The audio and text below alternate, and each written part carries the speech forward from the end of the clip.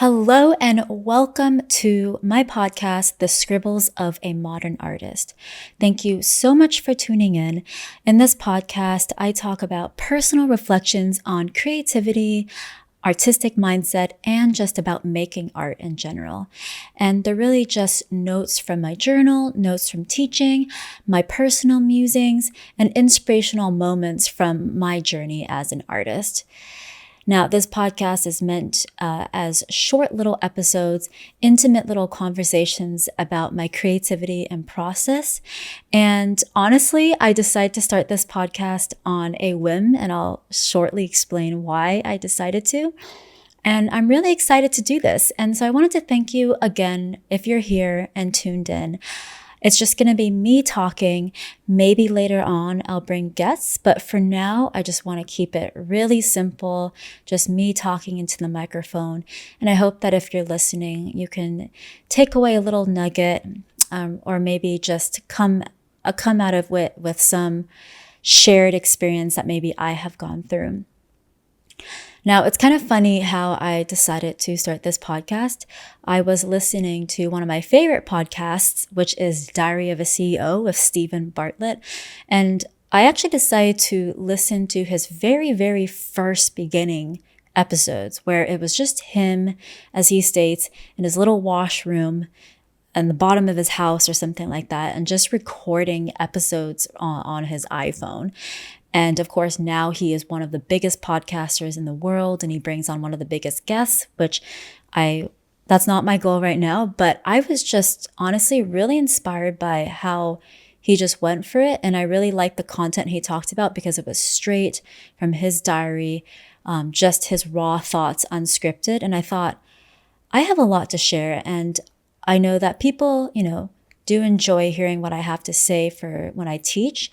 And so I thought, I'm just going to give this a try. And if one person tunes in, 2 people, 5 people, doesn't even matter, because this is just something that I think I'm going to really enjoy doing.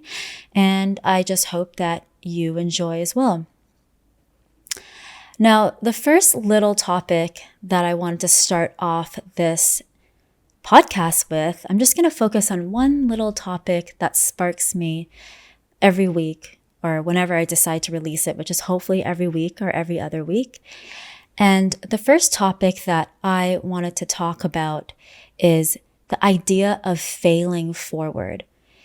Now, if you have heard any of my YouTube videos or interviews with other podcasters, or have taken my class, you will have probably heard me say this at least once as an ending advice, which is don't be afraid to make mistakes, go for it, and fail forward.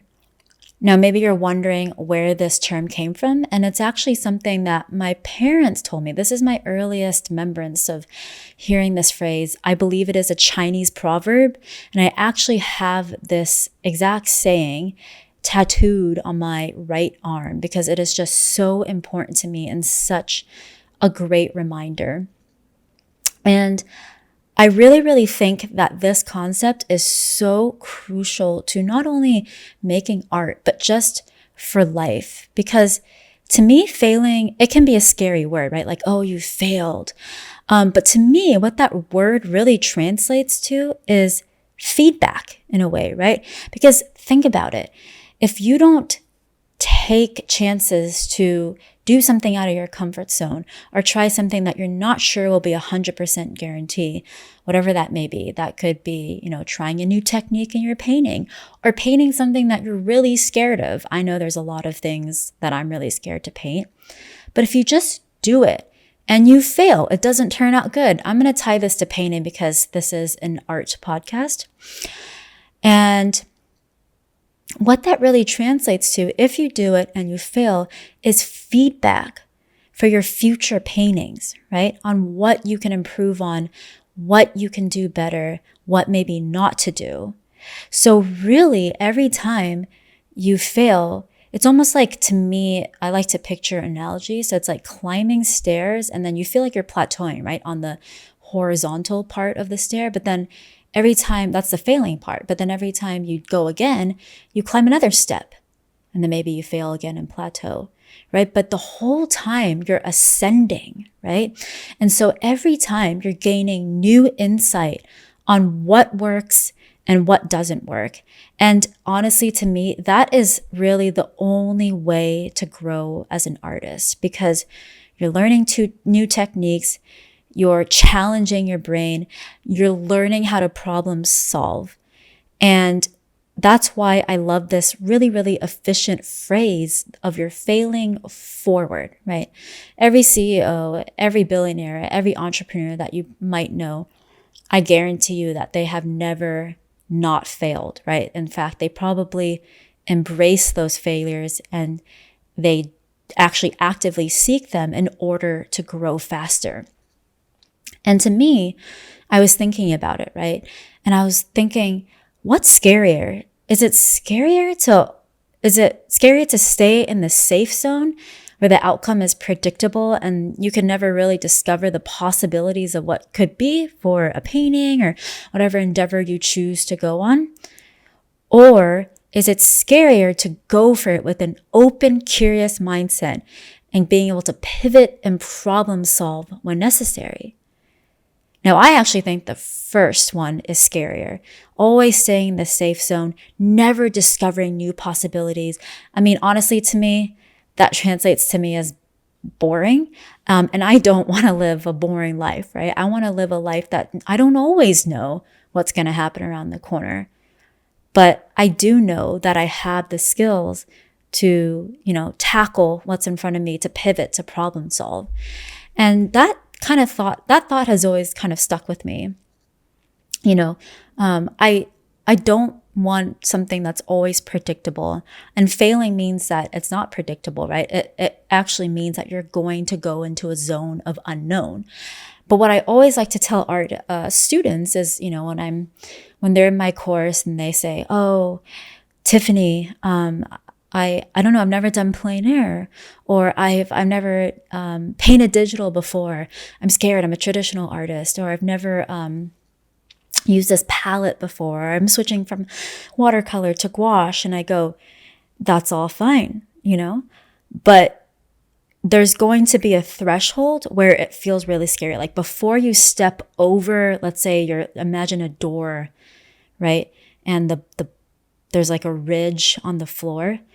And the scarier part actually is like before you're about to step in over on the other side, because you don't know what the outcome is. But then actually, once you just take one foot and step over, you start to go, oh, it's not so bad. Like maybe this painting didn't turn out good, but I'm going to keep going. And then you take your other foot and step over. That's actually when like all creativity flows and new revelations can occur. And that's actually when it can be really thrilling, right? And I've often realized that the scarier part is actually even before you've taken the step to fail, right? That's obviously thoughts tormenting your mind, doubts, whatever it may be. I actually have a really fun parallel that I just thought of. None of these are scripted, so I'm just talking from my mind. And I'll never forget the first time my now husband took me skydiving. It was actually our second date. He was a skydiving instructor, total badass. And he was like, I want to take you skydiving because I want to show you my world. And I said, heck yeah, I can do it. And so we went out that day. And of course, as we were waiting to go on the plane, I started getting really, really scared, watching other people fly out with their parachutes and land. And I just started getting really sweaty. Now, that wasn't the worst part. The worst part is when you're up on the plane and you're about to jump out and you look down and everything, I don't even know how high we were, 10,000 feet. I'm probably getting it all wrong, but we were really, really high up and everything looks tiny, tiny. And you have to jump. You can't, you're going to hold everyone up. You just have to take that leap of faith. I was terrified. But honestly, once I took that leap, by the way, when you skydive, you don't feel that awful stomach pit thing that you feel in roller coasters, which is great because I hate that feeling. But when you jump, you quickly realize how freeing it is actually. Like, I was amazed at how freeing it felt. And to me, after that, I went skydiving like 4 more times, but that feeling I really held on to because I just felt like it was so parallel to painting. Like, so often when I'm starting a painting and I'm not sure about something, or I, start to mess it up and I'm like, I don't know what to do. Like, should I just spray it down? Should I start over? Should I, take a big brush and scrape it away or something? That's scary because I don't know what's going to happen when I do that. But once you take that step, it opens up so many possibilities that now you can see that you didn't see before. And in fact, I have this a lot with traditional painting and digital painting, but traditional painting with gouache, I realized that I didn't give a background about myself. So I am a digital painter and a gouache painter. I work in animation. I'm currently at Sony Animation, but I also am a teacher and I specialize in gouache landscape painting. So you're going to hear me reference a lot of digital painting and gouache painting. But I was thinking that this goes back to the parallel of a lot of times when I'm stuck on a gouache painting, what do? I actually spray it down with a water bottle because it literally just helps me kind of reset and literally helps me see new possibilities. And this works 100% of the time. And in fact, I recently had this with a painting that I was struggling with. I just kept working it, and I knew my values were the problem. I stepped back. I was failing. Let's put it this way. It was not working. And I started feeling all the feelings that you would feel. I started feeling sweaty, annoyed, frustrated. I maybe cursed a little at the painting, frustrated at myself that I couldn't figure it out. So I stepped away, took a break, and then I came back to it and I thought, you know what? I think I'm just going to spray this down, and which is something I often do to group, find new shapes. And when I did that, it really helped me reset, and I saw new possibilities to rearrange my values and my shapes in my painting. And that helped me problem solve my painting moving forward, along with the matrix study that I did actually, which I forgot about. And I realized really, really helped me moving forward. And I can definitely talk about the power of matrix studies in another episode. So many topics to talk about. But that's just another example of me failing recently and taking that leap to essentially just strip my painting down to the bare bones again by spraying it, because all the paint drips down.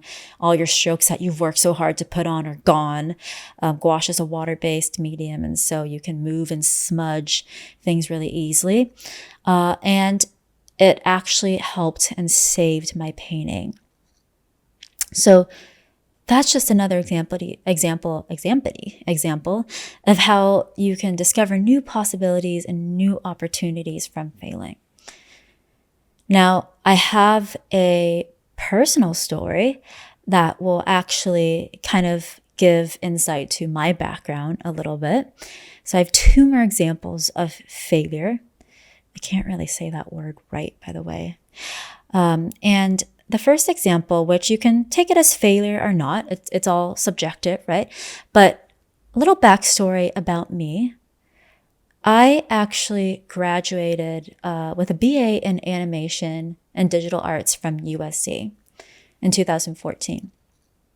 Now, halfway through studying at USC, I actually realized that I wanted to be a visual development artist. I didn't really actually want to be an animator. And so at USC, they didn't really have a lot of painting classes. And so I was taking classes at Concept Design Academy and other classes outside. Now, I definitely really sucked at digital painting in college and even after I graduated, which is actually why it took me 7 years to get an actual studio job in LA, the first one being Cartoon Saloon in 2021 or 22, I want to say, somewhere between then. And I graduated in 2014. So basically, I was working hard. I was also started plein air gouache painting at this time, but it took 10 years for me to get better. It wasn't instant success. It wasn't instant transformation. It took a lot of hard work. Now, I know maybe in some people's eyes, it might be like, wow, she took 7 to 10 years to get her dream job working at, the big studios. That kind of sucks. And maybe it does, but it's honestly a blessing in disguise. And I'll talk about why. So basically, long story short, after a while, I actually couldn't find any job, even though I knew some connections at certain studios.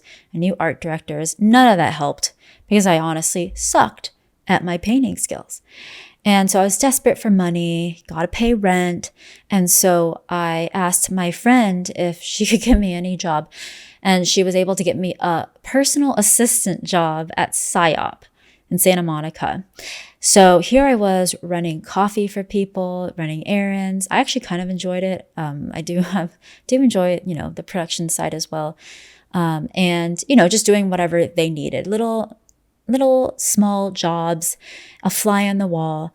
And what I was doing was that every moment that I wasn't doing my job, I was painting. I remember I would plein air paint during lunch breaks. I would go home and I would work on my digital paintings. I was obsessed with plein air painting and gouache at that time. And I really, really worked hard to practice, even though it wasn't instant transformation. Now, during that time at PsyOp, I saw the ad for Loving Vincent, which is, if you don't know, the world's first hand-painted feature film in oil paints about the life of Van Gogh. And so I thought, actually my friend sent it to me. I didn't even see the ad. So thank you, Peter Paul, for sending it to me if you're listening. And he said, I think you'd be perfect for this. And I thought, yeah, I studied animation. This is an animator job, but then it's in traditional paints, which I love. I come from a traditional background. I grew up 11 years going to an art school, copying paintings.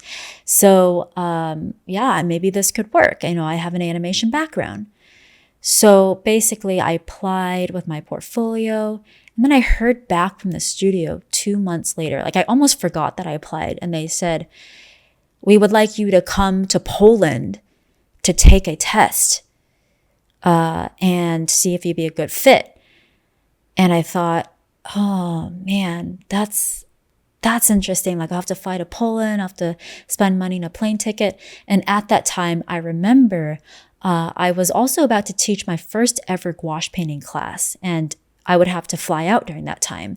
And so it was a really hard decision of choosing, do I want to give up this class and find a substitute?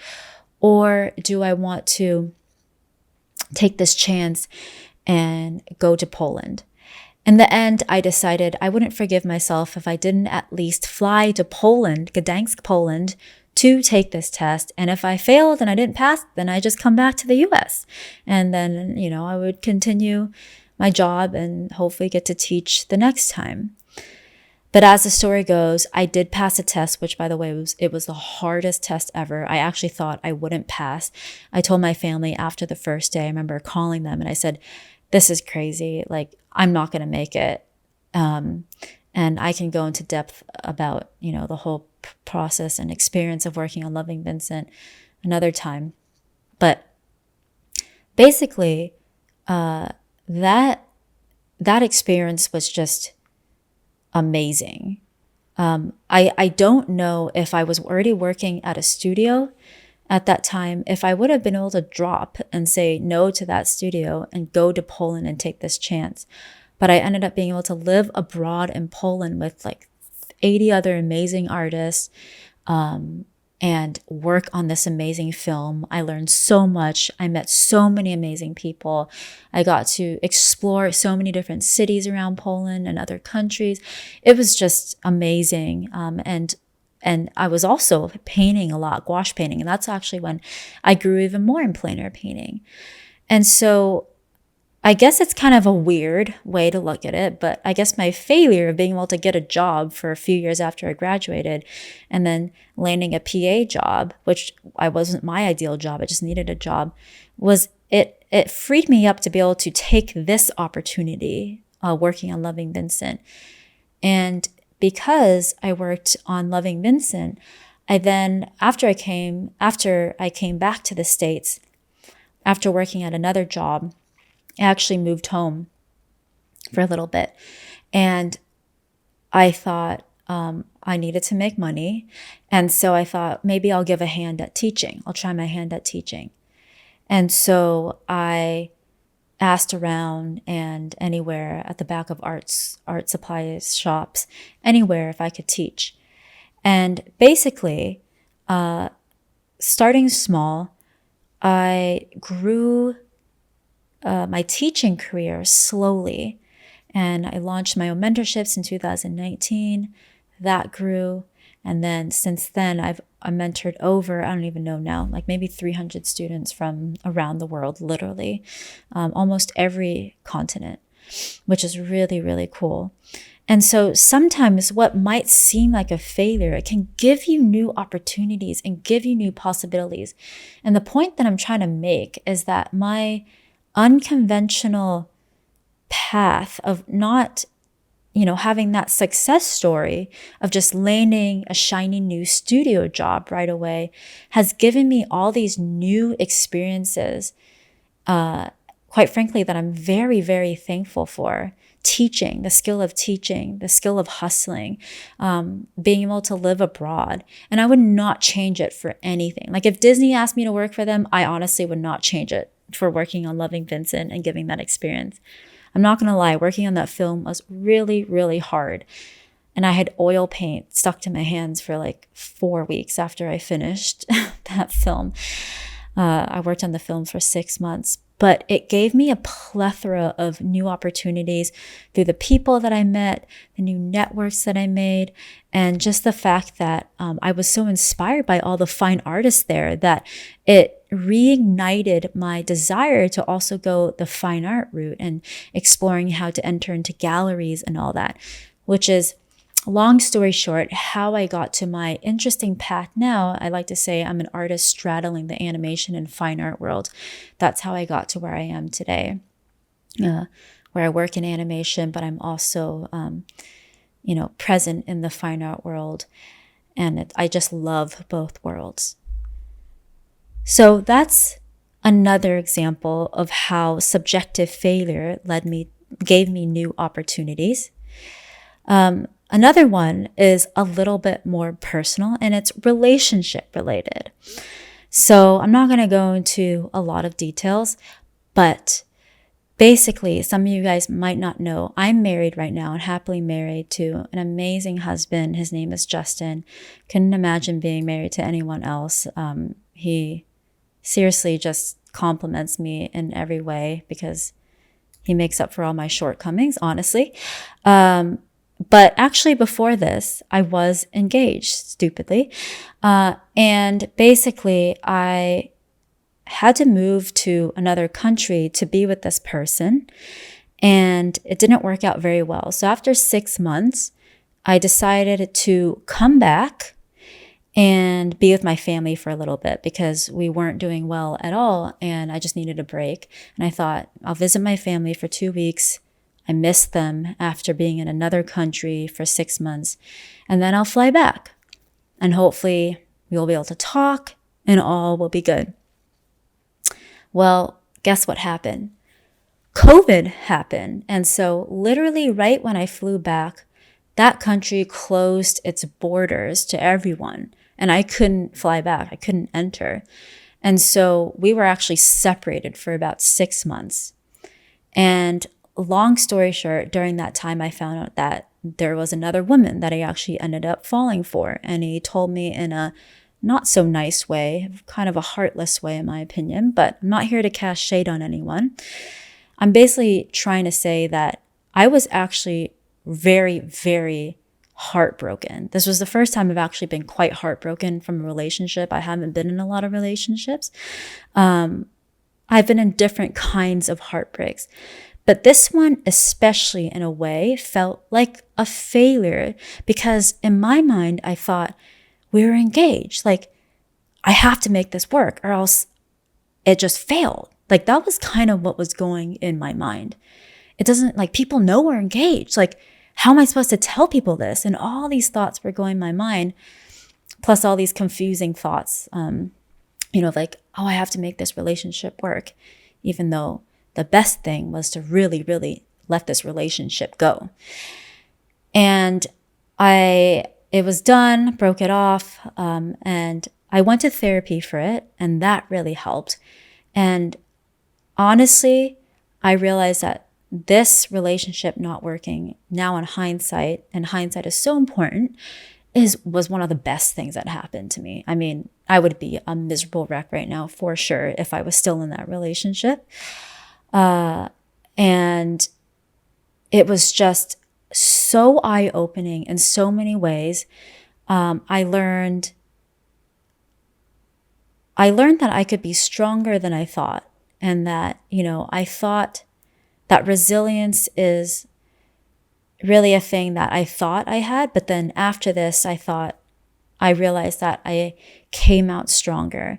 And I realized that sometimes I have a tendency to hold on to things that, might not be serving me.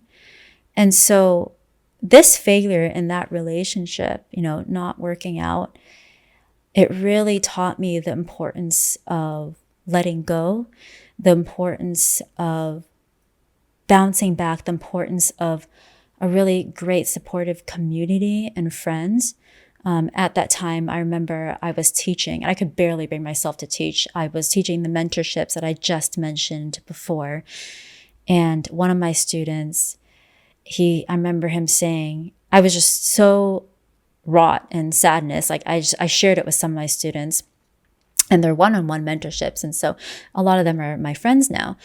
And I just remember him saying, dude, you dodged a bullet. And for some reason that phrase always stuck with me. Like I never saw it that way. I always saw it as I failed. I failed to make this relationship work. Maybe something's wrong with me. Something's probably also wrong with that person, but I did something wrong. And that phrase just really helped me reframe my perspective that this isn't a failure, but this is actually, to be honest, I think it was just a saving grace. Like this was meant to happen. And it was just divine intervention so that I could be with the person that I'm meant to today. And so that experience taught me a lot. And so I guess what I want to wrap it with is that, failure can translate in many ways, right? In relationships, in job, in family, in your own personal creative process, in your paintings. But remember that it really can provide valuable feedback as well, if you're willing to see what that feedback is. Of course, you have to be willing, right? Otherwise, they'll just keep bonking you in the head and it'll probably be very frustrating. But I just love to see it as every time something doesn't work out. And, if you don't like the word failing, struggles, whatever, I get that can be a touchy and subjective word. But I like to look at it as an opportunity to always reframe your perspective. And I find perspective so valuable when painting. I like to say that a good painting doesn't start with great skill. It starts with the proper mindset and the proper perspective, right? That perspective means willing to explore, willing to try new things, not be afraid to, willing to scrape down your painting if need be, or, be bold if need be, or whatever it asks for, right?